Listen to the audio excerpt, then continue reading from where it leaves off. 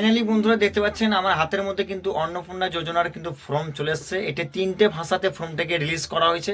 আপনারা অন্নপূর্ণা অফিসিয়াল ওয়েবসাইটের মধ্যে গেলেই কিন্তু আমরা দেখতে পাবেন এই ফর্মটি। এই ফর্মটি 3টে ভাষাতে করা আছে, একটা বাংলা, আর একটা ইংরাজি, আর একটা হিন্দি।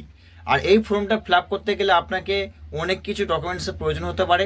এই ফর্মটা টোটাল কিন্তু 1 নয় 2 নয় 3 নয় টোটাল 12টি পেজ আছে। এই 12টি পেজটা কিন্তু সঠিক ইনফরমেশন দিয়ে আপনারা ফিল আপ করবেন, তাহলে কিন্তু অন্নপূর্ণা ভান্ডার স্কিমের প্রকল্পের সুবিধা লাভ উঠাতে পারবেন।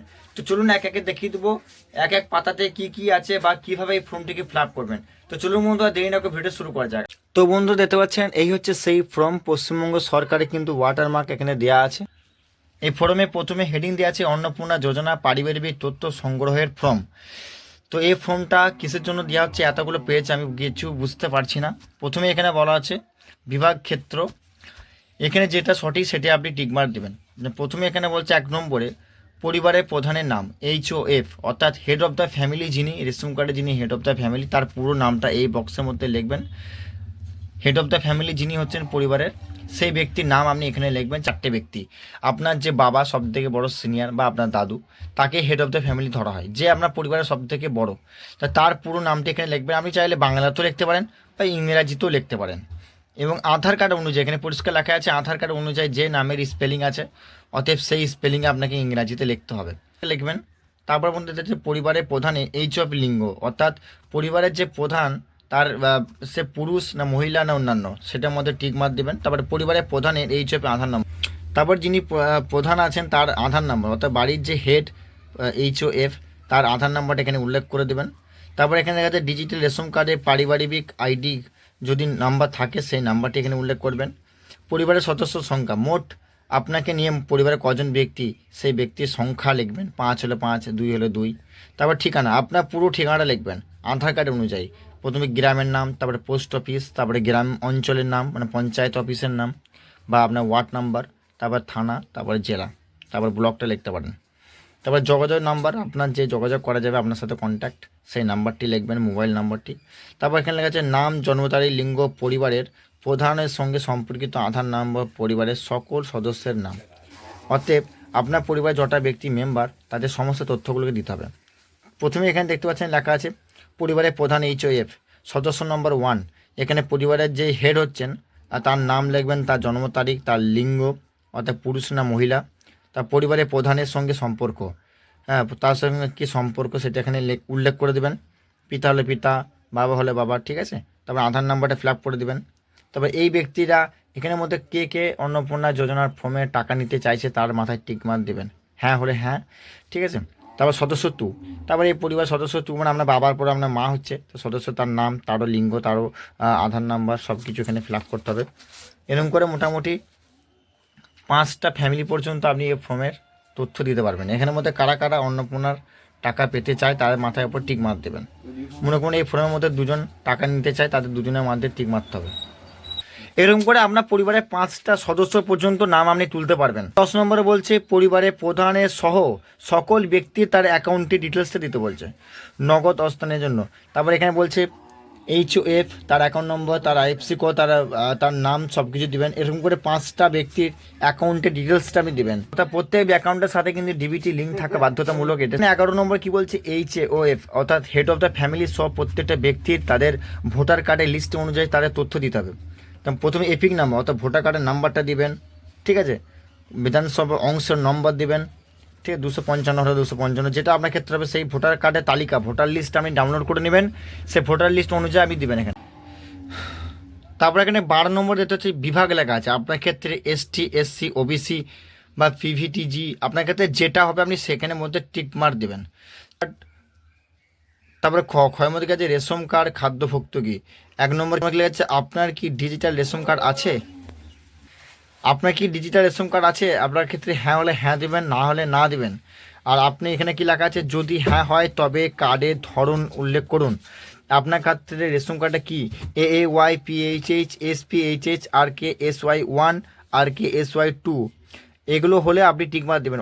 রেশন দোকান থেকে মাসিক রেশন তুলছে কি না, যদি প্রত্যেক মাসে মাসে রেশন কার্ডে মাল তুলে তাহলে হ্যাঁ দিবেন, আর না হলে না দেবেন। দেখুন বাড়ির ধরন, আপনার বাড়িতে কি 3 বা তার বেশি পাকা ঘর রয়েছে, যদি হ্যাঁ হয় আপনি হ্যাঁ দিবেন, আপনার ক্ষেত্রে না হলে না দিবেন। তারপর এখানে 2 নম্বরে কী বলছে, পারিবারিক জমির মালিকানা। পারিবারিক জমির মালিকানা যদি আপনি হয়ে থাকেন তাহলে হ্যাঁ দিবেন, আর যদি না হয়ে থাকেন তাহলে না দিবেন। তারপরে আমি ব্যাক করলাম, তারপরে এখানে পরে পেয়ে চলে এলাম। তারপর এখানে কী বলছে 3 নম্বরে, পরিবারের সকল সদস্যের মোট জমির পরিমাণ শতকে। মনে করুন আপনার বাড়িতে 3 জন মেম্বার, 3 জন মেম্বারের নামে কিন্তু কিছু কিছু জমি আছে, তো টোটাল জমিটা কতটা হলো সেটা কিন্তু শতকে আপনাকে এখানে উল্লেখ করতে হবে।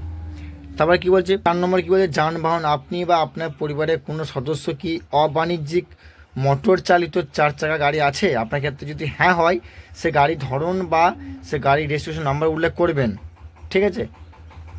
তারপরে এখানে কি বলছে, গাড়ি, জিপ, ট্রাক্টর যেটা আপনার ক্ষেত্রে হবে সেটা কিন্তু হ্যাঁ দিয়ে সে গাড়ির মডেল নম্বর আপনাকে লিখতে হবে। তারপরে এখানে বলছে পারিবারিক ভিত্তি সদস্যদের স্বাস্থ্য বিমা। যদি কারো স্বাস্থ্য বিমা করা থাকে তার ক্ষেত্রে হ্যাঁ হলে হ্যাঁ দেবেন, না হলে কিন্তু নাই দেবেন। হ্যাঁ, সাম অ্যাসুরেট যেটা হয়ে থাকে আপনি সেটা দেবেন। কিন্তু যদি আপনার নামে কোনো রকম ইন্স্যুরেন্স টাইপের কিছু করা থাকে, হেলথ ইন্স্যুরেন্স টাইপের তারপরে এখানে কি বলছে, কোনো সদস্য কি আয়কর বা পেশাগত কর প্রদান করেন? অর্থাৎ প্যান কার্ডের মাধ্যমে যে আমরা ইনকাম ট্যাক্স পোর্টালে যে আয়কর দিয়ে থাকি স্যালারি পেলে বা বিজনেস করে, সেটা আপনার ক্ষেত্রে হ্যাঁ হলে হ্যাঁ দেবেন বা না হলে না দেবেন। তারপরে হচ্ছে পরিবারের সদস্যের প্যান কার্ড ডিটেলস, মানে আপনার পরিবারে যতটা ব্যক্তি আছে তাদের প্রত্যেকটা ব্যক্তির কিন্তু প্যান নাম্বার উল্লেখ করতে হবে, যেমন head of the family PAN number, সদস্য 1 2 3 4 করে এভাবে কিন্তু টোটাল 5টা ব্যক্তির আপনাকে প্যান কার্ডের ডিটেলস দিতে হবে। তারপর 3 নম্বরে বলছে কর্মস্থানের ধরন। কর্মস্থানের ধরন হচ্ছে পরিস্থানের ধরন, পরিবারের প্রধান এইচওএফ তার সে কর্মস্থানে কী করেন, এরকম করে 5টা ব্যক্তি, মানে পরিবারের 5 জন মেম্বার কী কী জব করে, কী কাজ করে না করে তার ডিটেলসটা এখানে কিন্তু সঠিকভাবে দিতে হবে।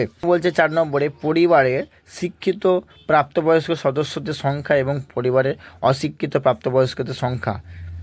শিক্ষিত কজন, অশিক্ষিত কজন এখানে নাম্বার উল্লেখ করবেন।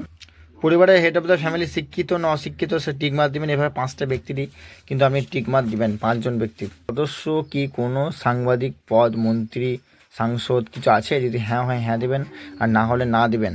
আর যদি হ্যাঁ হয়ে থাকে সেটা কিন্তু কোন সাংসদ নম্বর আছে বা তার আইডি কার্ডে কি নাম্বার সেটা উল্লেখ করবেন। কোন সদস্য কি সরকারি পেনশন ভুক্তভোগী? হ্যাঁ হলে হ্যাঁ দেবেন, না হলে না দেবেন। কোনো সদস্য যদি জিএসটি প্রদান করে থাকেন তাহলে হ্যাঁ হলে হ্যাঁ দেবেন, না হলে না দেবেন।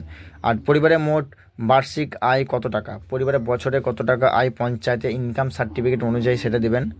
অন্য পরিচয়পত্র নথি, সিএতে আবেদন বর্তমান অবস্থা যদি থাকে সেই ক্ষেত্রে আপনি দেবেন, যেন এসআইআর যে ট্রাইব্যুনালে যে আবেদন করার পর যেটা হয়েছে। তবে আপনার যদি কোনো ক্রেডিট কার্ড থাকে, কিষাণ ক্রেডিট কার্ড, কেসিসি আরডি, সেই কার্ডের তথ্য পরিবারের প্রত্যেকটা ব্যক্তি যদি কারো না কারো থাকে তাহলে কিন্তু এই প্রত্যেকটা ব্যক্তির কিন্তু ডিটেলসটা দিতে হবে। বলছে এসআইআর 2026-এর নাম বাদ পড়লে যদি ট্রাইব্যুনালে আবেদন করে থাকে সেক্ষেত্রে যদি হ্যাঁ হয় হ্যাঁ দেবেন, না হলে না দিয়ে দেবেন। 5টা ব্যক্তির এভাবে তথ্যটা দিবেন। তারপরে বিদ্যালয়ে যদি পড়াশোনা করে কোনো শিশু বা কোনো পরিবারের মেম্বার, তার তথ্যটা কিন্তু এখানে ইনপুট করতে হবে। শিশুদের টিকাকরণ বর্তমান, শিশুরা যদি কোনো টিকা দিয়ে থাকেন, আমরা বাড়িতে কোনো যদি শিশু থাকে তার যে টিকা চলে সেই টিকার তথ্যটা দিবেন। তো এখানে বলছে আপনি কি কোনো প্রকল্পে টাকা পাচ্ছেন ডিবিটির মাধ্যমে? যদি পিএম কিষাণে টাকা পান তাহলে লিখে দেবেন 1 থেকে 5 নম্বর ব্যক্তি, হ্যাঁ হলে হ্যাঁ দেবেন, না হলে না। 5টা ব্যক্তি যদি কোনো প্রকল্পে টাকা পেয়ে থাকে সেটা হ্যাঁ দিয়ে বা না দিয়ে সেটা উল্লেখ করবেন।